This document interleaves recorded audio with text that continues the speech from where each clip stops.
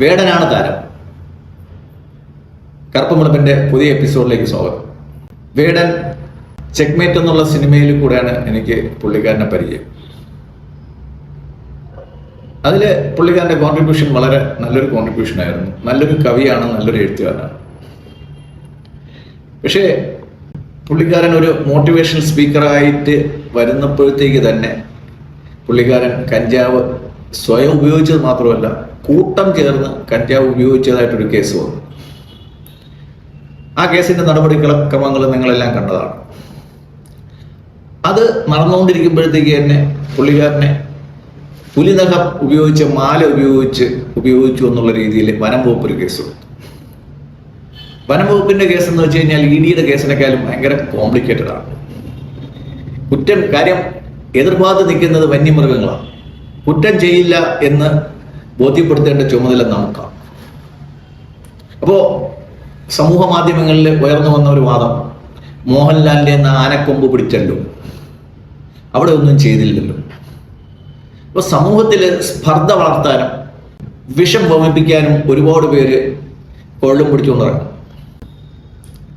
മോഹൻലാലിന്റെ കേസിൽ എനിക്ക് തോന്നുന്നു 2011-12 കേസാണ്. പുള്ളിക്കാരൻ്റെ അവിടെ ഇൻകം ടാക്സ് റെയ്ഡ് നടക്കുമ്പോഴത്തേക്ക് അവിടുന്ന് ആനക്കൊമ്പ് പിടിച്ചു. അതിന്റെ ഓണർഷിപ്പിനെ പറ്റി, ആനയും പുലിയും തമ്മിലുള്ളൊരു വ്യത്യാസം, ആന ഡൊമസ്റ്റിക്കേറ്റ് ചെയ്യാവുന്ന ഒരു മൃഗമാണ്. ആനക്കൊമ്പ് വേട്ടയാടിയെടുക്കാം, വളർത്തുന്ന ആനയിൽ നിന്നും ആനയുടെ ഉടമസ്ഥനിൽ നിന്നും വിലയ്ക്ക് വാങ്ങിക്കാം, സമ്മാനമായിട്ട് വാങ്ങിക്കാം. അതിൻ്റെ പ്രോസസ്സ് കൃത്യമായിട്ട് തീരുമാനിക്കാൻ അതിനകത്ത് പിന്നെയും ലീഗൽ ആക്ഷൻ സ്കോപ്പുണ്ട്. അതേസമയം ഒരു പുലി ഒരിക്കലും വന്ന് എന്നാ എൻ്റെ ഒരു പല്ല് നീ വെച്ചോ എന്ന് പറഞ്ഞാൽ നമ്മുടെ കയ്യിൽ വെച്ച് തന്നിട്ട് പോകത്തില്ല. പുലിയെ നമുക്ക് വീട്ടിൽ കെട്ടിയിട്ട് വളർത്താനും പറ്റത്തില്ല. അപ്പോൾ പുലിപ്പല്ലും ആനക്കൊമ്പും തമ്മിൽ താരതമ്യം ചെയ്യുന്നതിനോട് എനിക്ക് യോജിപ്പില്ല. അതിൽ നിയമപരമായിട്ട് ആ കേസ് ഞാൻ മോഹൻലാൽ ഫാൻസും അല്ല, മോഹൻലാലിൻ്റെ ഒരു സപ്പോർട്ടറും അല്ല. എനിക്ക് അദ്ദേഹത്തിൻ്റെ ആസനം താങ്ങേണ്ട ആവശ്യമില്ല. പക്ഷേ മോഹൻലാലിൻ്റെ കേസും ഇതുമായിട്ട് കമ്പയർ ചെയ്യുന്നത് വേടൻ്റെ കേസ്, അത് കേസാകുമ്പോഴത്തേക്കും അയാൾ ഒരു സമുദായത്തിൽപ്പെട്ട ആളാകും, മോഹൻലാൽ വേറൊരു സമുദായത്തിൽപ്പെട്ട ആളായതുകൊണ്ടും കമ്പയർ ചെയ്യാം.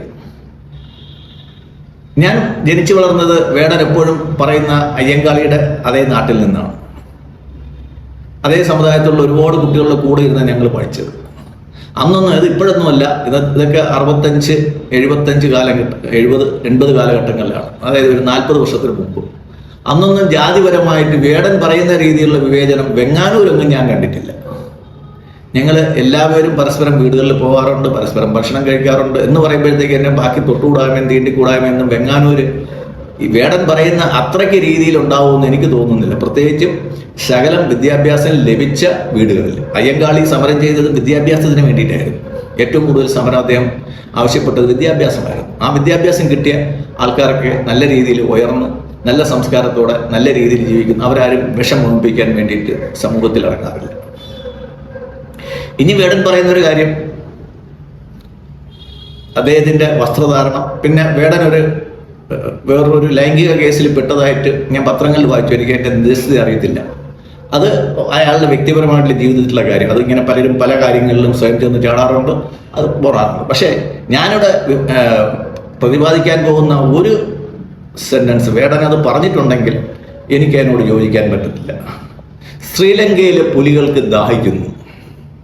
അതിന് ഞാൻ പറയേണ്ട മറുപടി, ഇന്നലെ നരേന്ദ്രമോദി പറഞ്ഞതാ, എൻ്റെ കയ്യിൽ വെടിയുണ്ടയുണ്ട്. ശ്രീലങ്കയിലെ പുലികൾക്ക് ദാഹിക്കുന്നുണ്ടെങ്കിൽ ഞങ്ങൾ വെള്ളം കൊടുക്കാൻ തീരുമാനിച്ചിട്ടില്ല, പാലും കൊടുക്കാൻ തീരുമാനിച്ചിട്ടില്ല. അതിനെ വെടിയുണ്ട കൊണ്ട് തന്നെ ഇന്ത്യ നേരിടും. വേടന്റെ അമ്മ ശ്രീലങ്കൻ പൗരയായിരിക്കാം. എൻ്റെ രക്തത്തിൽ ദൗർഭാഗ്യവശാൽ ബംഗ്ലാദേശിൻ്റെയോ പാകിസ്ഥാന്റെയോ രക്തം ഓടിയിരുന്നെങ്കിൽ ഞാൻ ബംഗ്ലാദേശിനോ അല്ലെങ്കിൽ പാകിസ്ഥാനോ വേണ്ടി ഞാൻ സംസാരിക്കുമായിരുന്നു. ഭാഗ്യവശാൽ അത് ഉണ്ടായിട്ടില്ല.